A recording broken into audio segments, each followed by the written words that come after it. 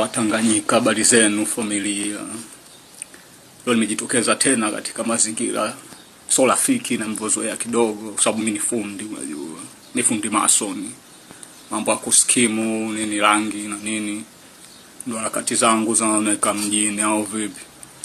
Kwa kuna watu huko wanasema huyu ana kazi nini, ya kazi nayo. Kwa sababu ya maneno unayoongea, unajua bila kula vizuri uweze ukapata akili ya kuongea vitu vya maana, kwa sababu ukiwa na njaa akili yote inahamia tumboni. Si unanielewa familia? Hiki kilemba hiki, kuna watu wananiambia unavaa kilemba si nini. Kwa nataka niwaambie kitu kimoja, mimi na asili ya Ufarao. Si unanielewa? Hata ukiangalia katika history mafarao kitambo walikuwa wanatupia vitu kama hivi hapa. Si unanielewa? Kwa majibu ya hiki mtakuwa mmekielewa. Sasa leo nilikuwa na mambo mawili yanahusu watu wenye pesa na watu wenye akili. Sababu muunganiko watu wenye pesa na wenye akili itakuwa ni ukombozi kwa wasomi. Umenielewa? Mimi sijasoma, mimi na akili. Sasa nilikuwa na washauri wale watu wenye pesa ambao wana pesa nyingi, wanatamani waisaidie jamii lakini hawajui wataanzia wapi. Sasa mimi nilikuwa na mpango kazi hapa ambao unaweza kutengeneza mamilionea wengi sana. Sawa. Kwa kama kuna mtu ana pesa zake ajui cha kufanya, mimi nilikuwa na mshauri anzishe taasisi. Hiyo taasisi kazi yake ni kusupport mawazo ya watu kiutendaji. Yaani mtu anakuwa anaandaa proposal yake, anaisajili kisheria, analeta kwenye taasisi, taasisi inaifanyia kazi proposal kwa makubaliano ya 50-50 baina ya mwenye proposal na taasisi. Kama ilivyo shared na aftermath au shared na G-Unit. Umenielewa? Nitatoa ufafanuzi kidogo wa shared na aftermath na shared na G-Unit. Ni kwamba Eminem wakati anaenda kuomba kazi kwa Dr. Dre ili amtoe, Dr. Dre alimpa mkataba wa kudumu wa kugawana 50% baada ya Eminem kutoka kwa msaada wa Dr. Dre. Umenielewa? Kwa kwamba Eminem hatakiuza Big G shilingi 10, shilingi 5 ya Dr. Dre, shilingi 5 wakake maisha yote. Umenielewa?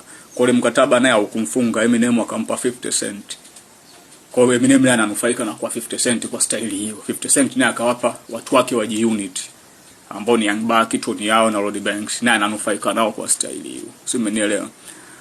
Sasa wajua huko mtaani watu tuna mawazo mazuri tu ya kuweza kuisaidia nchi na nini, ila tumekosa uwezeshaji. Ndio maana tumeangukia kwenye makazi kama haya, ujenzi na nini, ili siku ziende.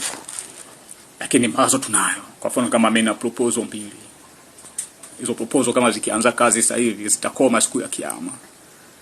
Ya maisha mimi nitanufaika nazo, nitakufa nitaacha, na wengine wataendelea watakufa wataacha hivyo hivyo. Sababu ni za kijamii, zinahusu maslahi ya jamii. Sawa. Sasa unajua serikali kwa sasa hivi haiwezi kutuletea maendeleo si wananchi. Si wananchi maendeleo tutayaleta wenyewe kupitia sekta binafsi. Kama uwepo wa taasisi kama hiyo. Si mmenielewa? Hapo italeta changamoto zaidi kwa watu, kwa sababu watu sasa itabidi waanze kushindana kutumia akili kubuni vitu vya maana baada ya kuona baadhi ya wenzao wamefanikiwa. Sio, umenielewa? Sasa kutokuwepo kwa hiyo taasisi, kuna watu wamekaa na mawazo ambao yamekaa tu ndani, hayana msaada wote kwa jamii. Sisi tumeelewana familia. Unajua faida ya sekta binafsi iko hivi.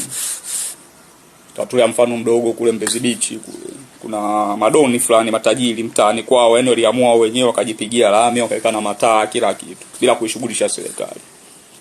Tumeelewa? Kwa sekta binafsi ikiwawezesha wananchi kupitia mawazo yao, inamaanisha tutatengeza mamilionea wengi na maendeleo tutafanya sisi wenyewe bila kuishughulisha serikali. Tumeelewa? Vitu kama hivyo afu ni itakuwa ni jambo jema, bora si wananchi wengi tuwe na hela kuliko serikali kawa na hela si hatuna hela.